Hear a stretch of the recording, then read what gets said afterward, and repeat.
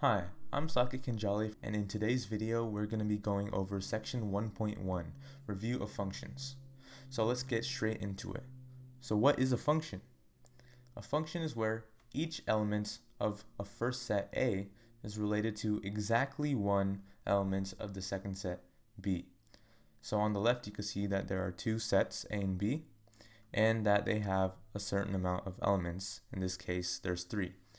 So what the function definition is saying is that an element in set A should relate to exactly one element of set B, like I and j, x and y, or h and k.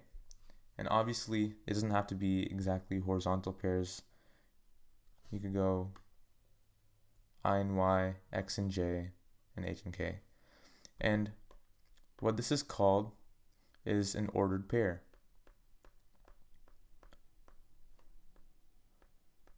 And it's written like this: open parentheses h, comma k, close parentheses.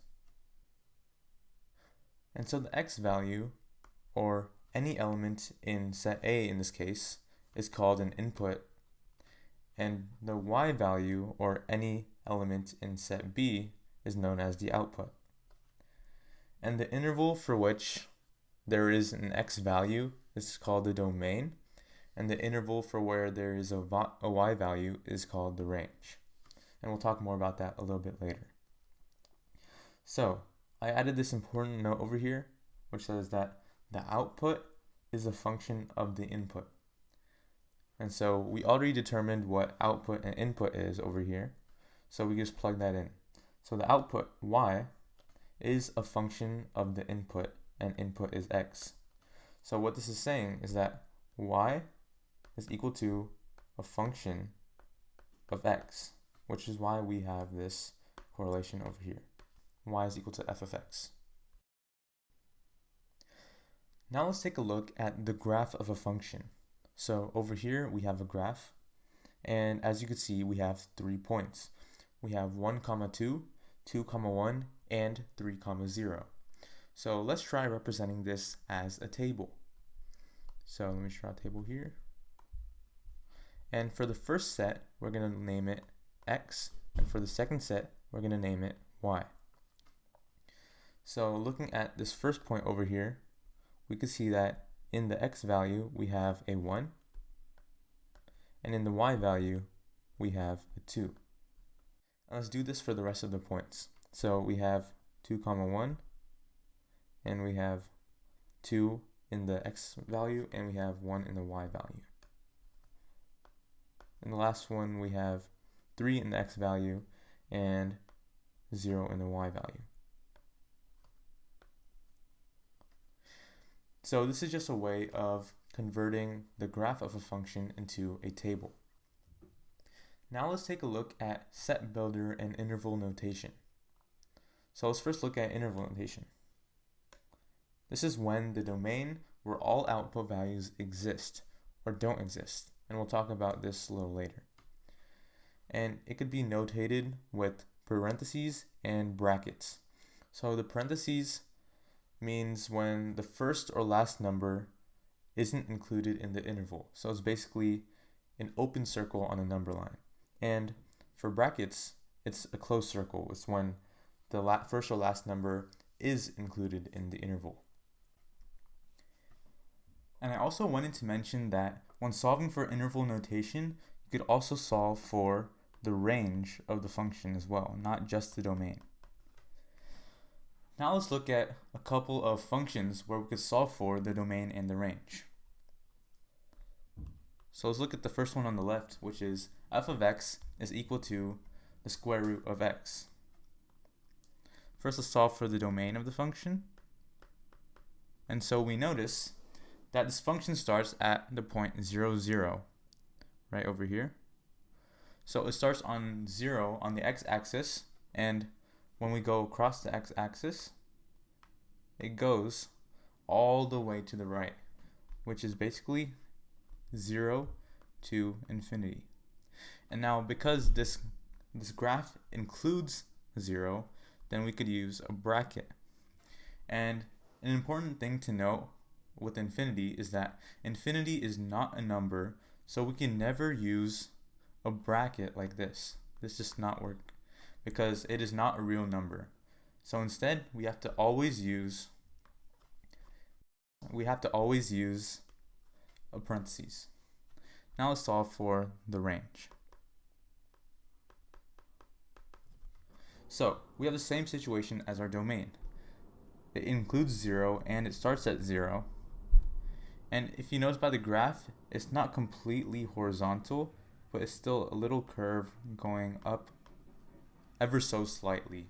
But that makes all the difference. It means that as we go to infinity from our x-axis, we're going to go to infinity from our y-axis. So that also means that the range is the same. It goes from 0 to infinity, and it includes 0. Now let's try finding the domain and the range of the second function, which is f of x is equal to x squared. So let's first find the domain. We can see that on the x-axis, it is going to the right completely, and it is going to the left completely. So that means the domain of this goes from negative infinity all the way to positive infinity. So it includes all real numbers. The range, as we could tell, goes all the way up to infinity. But we notice that its lowest point is at 0, 0. So the range is from 0 to infinity, including 0. Now let's take a look at set builder notation. So set builder notation has the same definition as interval notation. It's just that they are notated differently.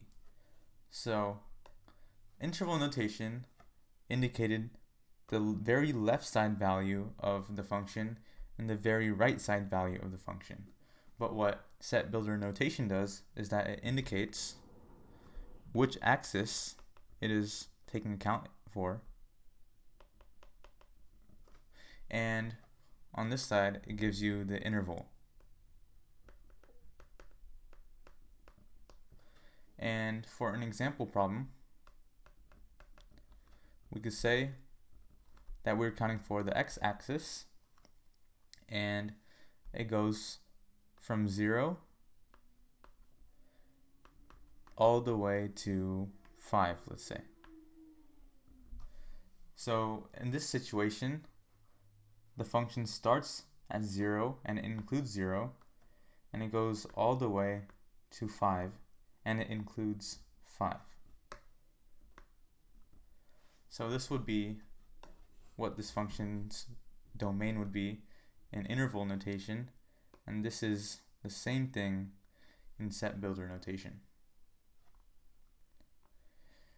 Now let's take a look at piecewise functions, and these are pretty important for what we'll learn during limits. So a function, the piecewise function, is a function defined by multiple functions where each subfunction applies to a different interval in the domain.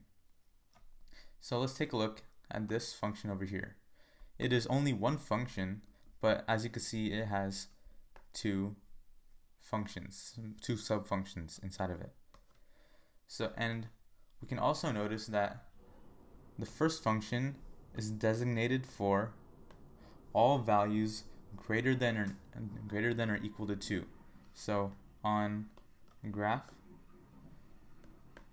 it would be this whole side.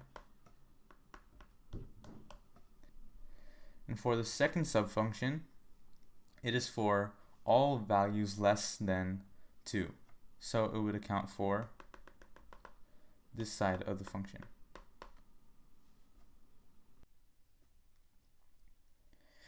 Now we're going to move on to an example problem. So it says, for the function f of x is equal to 3x squared plus 2x minus 1, evaluate, and a is f of negative 2, b is f of the square root of 2, and C is f of x plus h. So I want you to pause the video and solve these three problems and unpause the video when you're done. Okay, I'm assuming you tried solving these problems, so let's have a stab at it. So let's first write our original function. F of x is equal to 3x squared plus 2x minus 1. And if we want to solve for f of negative 2, we would just have to plug in negative 2 in for x. So we will get 3 times negative 2 squared plus 2 times negative 2 minus 1.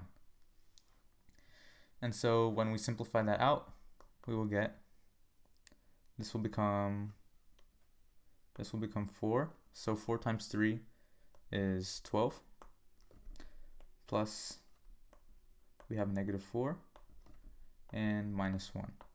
So simplifying that out, we would get 12 minus 5, or 7. So this is our answer for f of negative 2. Alright, now solve for f of root 2. So again, let's write our original function. So it's 3x squared plus 2x minus 1. And so f of root 2 would be equal to, and we would substitute in root 2 in for x. So we would get 3 times root 2 squared plus 2 times root 2 minus 1. And so simplifying that out, we would get, so this term over here would become 2. So 2 times 3 is 6, plus 2 root 2 minus 1. And so the answer to this one would be 5 plus 2 root 2. Now let's take a look at C, which is our last problem. And so again, we will write our original function, which is 3x squared plus 2x minus 1. And now we're going to solve for f of x plus h. And so what we have to do for this is we have to substitute x plus h in for x. And so it will go a little something like this. 3 times x plus h squared plus 2 times x plus h minus 1. And so now we have to expand and simplify. So f of x plus h is equal to 3 times x squared plus 2xh plus h squared plus 2x plus 2h minus 1. Simplifying it even further, we would get 3x squared plus 2xh plus, sorry, not 2xh, it would be 6xh plus 3h squared plus 2 plus 2x plus 2h minus 1. So now simplifying, well,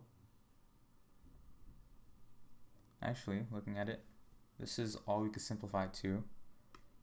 So this is our answer. Our answer is 3x squared plus 6xh plus 3h squared plus 2x plus 2h minus 1.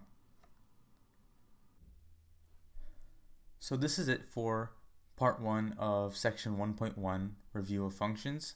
And in the next video, we're going to be going over part 2, and we're going to be still talking about functions. So I'll see you there.